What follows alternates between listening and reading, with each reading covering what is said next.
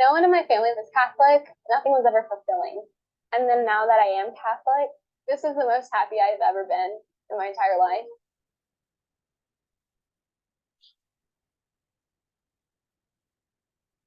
Hi, my name is Jessica, and I'm a freshman at Oklahoma State University. I was raised in a non-denominational Protestant church. I did that my whole life, was very involved.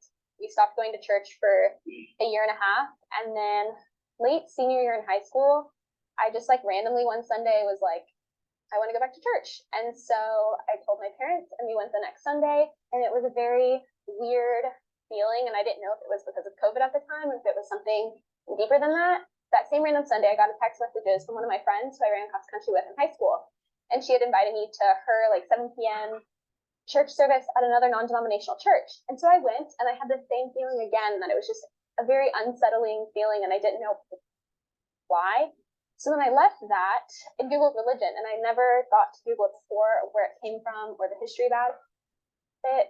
And then was looking up who all founded them all, and then Jesus Christ was the only one who founded Catholicism. So then I was interested in the Catholic Church. The only person who I was super comfortable with at the time, who I knew was Catholic, was someone who I danced with. I danced all through high school, and so we had like big and littles in our ballet company. So she was my little. So I reached out to her, and she went to another Catholic church in Sugar Land. So she invited me to go to like the Life Teen Mass the following week. And so I went. Just the minute like I stepped into the church, I was like, this is where I'm supposed to be. This is real. I just knew that there was something supernatural, that Jesus is really there. And so then I kept going back there for a few weeks. The whole time I pretty much went to church by myself, just because they weren't super consistent all the time when going, especially because COVID was really bad at the time.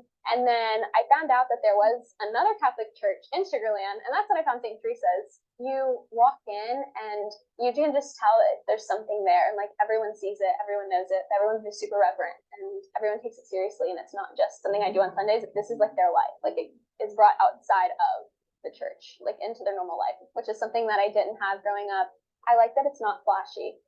I like that it's not just a band performing songs and people waving their hands in the air. I like that it's, as much as there is like real joy that comes from it, there's also real sorrow. You talk about not only the good stuff, but also the stuff that's hard. Like he actually died for your sins. It's spoken about like it's real, because it was. And then I remember going to adoration for the first time. When you walk into the room, you can just feel the presence of Jesus there with you.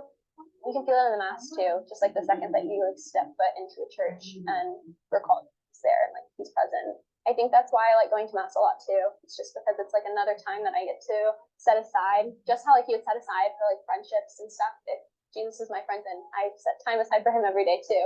The church gives us so many things that give us the opportunity to unite ourselves closer to Christ, and you can't get that outside the Catholic Church. So if you're not Catholic, you can't get those sacraments, or you probably don't know about any of these sacramentals, and you can't become closer, like you're capped off at a certain point, and you can't become any closer than you already are. I mean, I really like the Latin Mass. I find it easier to meditate personally and like actually have like my own conversation with Christ. Like I feel like I'm always having to like say something in the Novus Ordo, versus in the Latin Mass I can prepare myself for the sacrifice. And the Novus Ordo Mass can be done good, and when it is done very reverently, then it is very good Mass too. But it's a lot of reciting things. Whenever I moved to Oklahoma for school, I was really excited to go to school and like move, but I was at first really sad there were no Latin Masses that were near me. I remember reading the letter that the bishop put out for the Houston Galveston Diocese. I was really sad. I'm glad I at least got to experience it. Like, I'm glad I started to convert when I did, and met the people I did when I had. Every time there is one offered, I always go, because it's very different in the best way. I feel like there's always room for improvement, because we're not perfect, whether it's in how we celebrate the Mass or how we receive the sacraments or things like that, because I think there's things that the church can do to help motivate reverence for us, like the use of communion plates, because if there are communion plates, it like shows that if particles are dropped, every little drop is still Jesus. And then if they put out kneelers, and it obviously encourages kneeling. A piece of advice I would have is just never settle. I feel like I did for a while, and I never really asked questions about my faith until I was a senior in high school. I think it's like a lot of denying yourself, whether it's time to just sit there and like actually have a conversation with Christ versus just casually going along with your day. I try to like set aside time to like have a conversation with the Lord and kind of just listen. So I've been sitting a lot more in silence or driving in silence and not having the radio on or anything, because sometimes he'll like put things in my heart to like think about. I like to do a lot of reading. I pray the rosary. I watch a lot of Catholic YouTube videos just to learn more. I like it when the priests talk about the saints, because sometimes I don't know them. And so it's a way for me to like hear about a new one that I haven't heard before. You can learn about their stories and then what they did in their lives and how I can mirror that in mine. Before I became Catholic, nothing was ever fulfilling. And then now that I am Catholic, this is the most happy I've ever been, ever, in my entire life.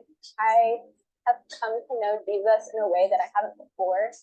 And then at the same time, I know I haven't even scratched the surface. If this is what I'm experiencing, I just want to share it with everyone that I do know so that they can experience the same joy that I am. As a church, we really need to listen to the testimony of we should ask, why did they convert? Focus on those things. Why did Jessica convert? Many reasons. The truth and the historicity of the Catholic Church. She converted because Jesus Christ is really present in the most holy Eucharist. She converted because of beauty and reverence in the liturgy. Let's focus on these things. Let's highlight these things. Hit subscribe for more testimonials and inspiring content. God bless you. God love you. You can watch more videos right now.